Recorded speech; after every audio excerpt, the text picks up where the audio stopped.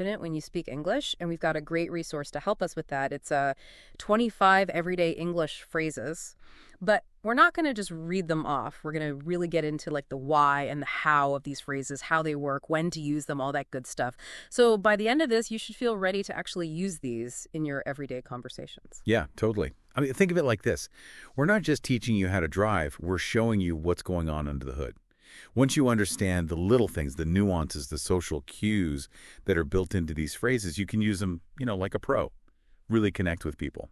Okay, so let's get started. First up, we've got greetings and small talk.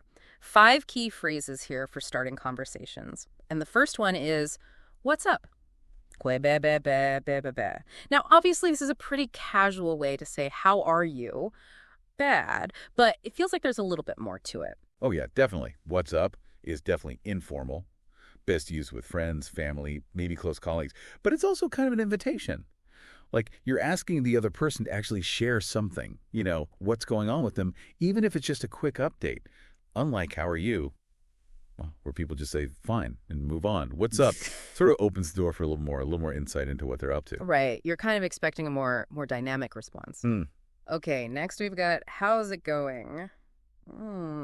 This one feels pretty similar. Is there like a tiny difference in when you might use how's it going versus what's up? How's it going? It's still casual, but maybe a tad bit broader. You might use it with someone you know casually, like, say, the barista at your usual coffee shop, someone you chat with, but not like a super close friend. And the answer they give you can still be short, but it might be more about their day or week in general, not just that exact moment. So what's up is more in the moment, and how's it going is a little bit broader. Got it. Now, long time no see. Classic reunion phrase, right? When you bump into someone you haven't seen in a while. But what's the feeling behind it, the vibe it gives off? Well, besides just stating the obvious, long time no see, usually has this sense of surprise, often a good kind of surprise. You're acknowledging the time that's passed, and you're usually happy to see them again. Sets this immediate tone of familiarity, even if you last saw them, ages ago. Makes sense, like a little spark of happy surprise. And then, of course, the natural follow-up, our next phrase. What have you been up to? Perfect way to bridge that time gap. Could you use this even if you saw someone, like, just last week? Totally. It's not just for huge gaps. Even if it's been a shorter time, what have you been up to? Shows that you're genuinely interested in what they've been doing. It's more open-ended than, say, how have you been? And invites them to share specific stuff, like activities or events. Right, it's not just a general well-being check. Okay, last one in this section is nice to meet you. The staple of first introductions. Pretty straightforward, but any tips on using it right? Well, yeah, it is pretty simple. A polite way to acknowledge meeting someone new. But the way you say it matters. A genuine tone, maybe a smile, can make a big difference. And remember, only use it for the very first introduction. After that, you naturally switch to something else.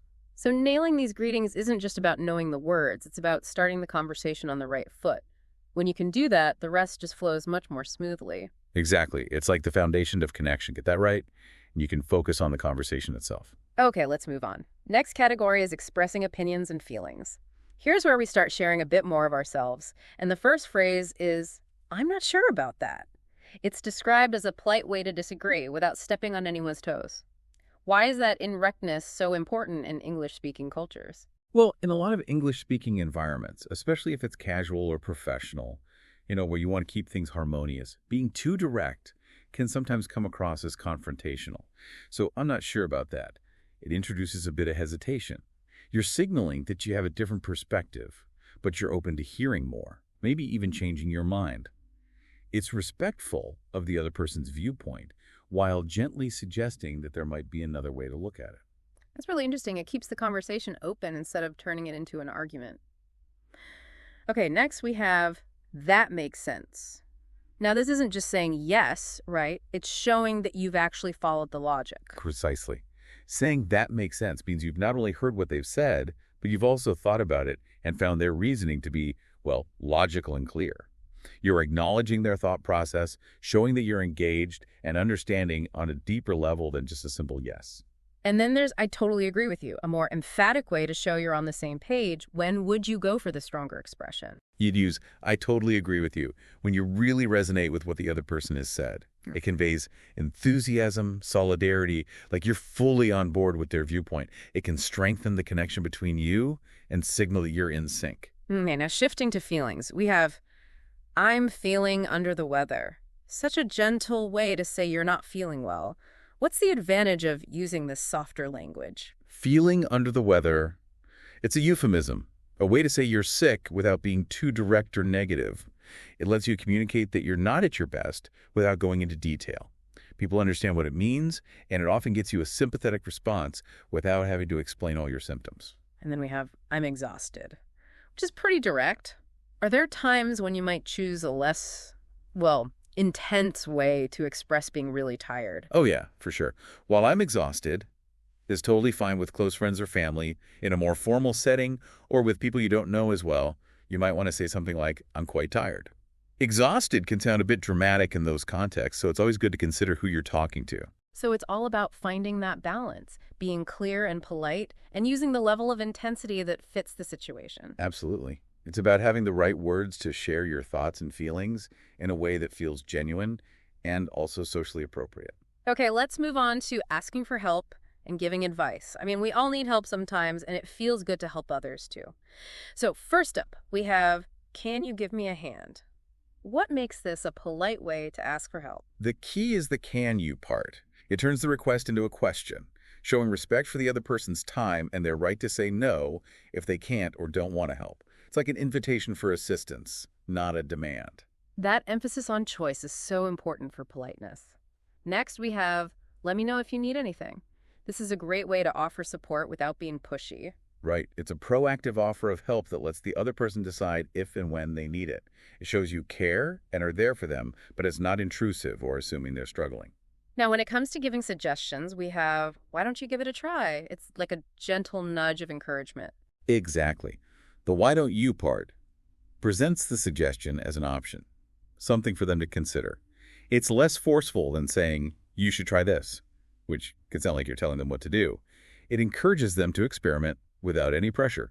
And then there's the more enthusiastic, you should go for it. When would you use this stronger form of encouragement? You should go for it. Comes in when you really believe in someone and want to show strong support.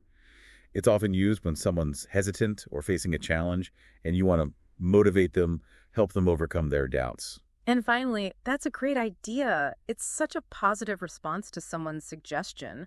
What kind of impact can this have on the other person? Hearing, that's a great idea, can be really validating.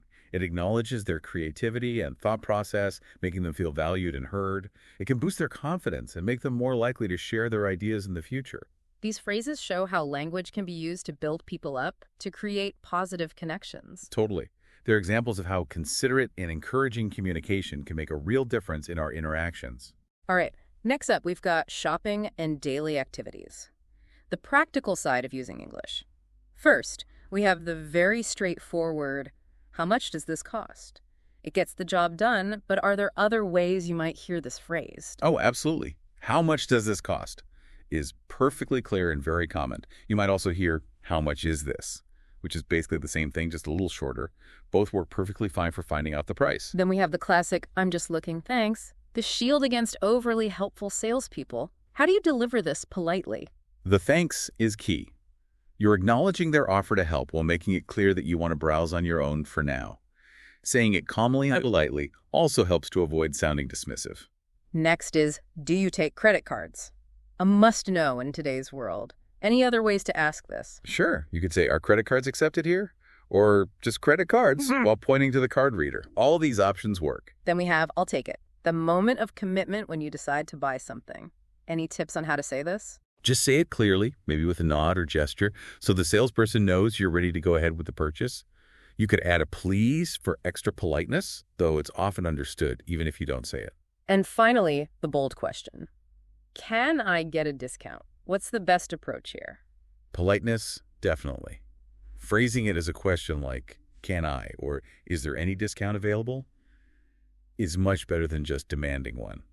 And be ready for a no and accept it gracefully if that's the answer. It's amazing how having these phrases ready can take so much stress out of everyday situations, especially when you're in an English-speaking environment. Yeah, they're like tools for smoother communication. They let you take care of your daily needs with more ease and confidence. Okay, last category. Making plans and ending conversations. This is how we wrap things up nicely. First, let's catch up soon. A friendly way to suggest getting together again without being too specific. What's the level of commitment here? Let's catch up soon. It's pretty low commitment. You're expressing a general desire to reconnect, but without setting a definite time or plan. It keeps the option open and ends the conversation on a positive note. Then we have the more concrete, what time works for you? Now this shows that you're actually serious about scheduling something. Right. This question means you're ready to move beyond just the idea of catching up and actually want to find a time that works for both of you. Next we have the simple and agreeable, sounds good to me, an easy way to confirm a plan. It's a straightforward and positive way to say you're happy with the suggested time or arrangement. Clear and simple, no need to discuss it further. Next is, I gotta go now. Feels like the casual, everyday way to end the conversation. I gotta go now is definitely informal and very common for signaling that it's time to wrap things up. The gotta makes it sound relaxed. You can add a quick reason or a closing remark after it. And lastly, we have the warm take care, a nice general way to say goodbye. Take care is friendly and used all the time. It shows good wishes as you're parting ways. Simple, but effective for ending on a positive note. Knowing how to start and end conversations gracefully is so important. These phrases give you a solid framework for those key moments in any interaction. Right. Mastering those bookends helps you navigate social situations with confidence and leave a good impression. So there you have it. 25 daily English phrases, hopefully now with a deeper understanding of what they really mean and how to use them well.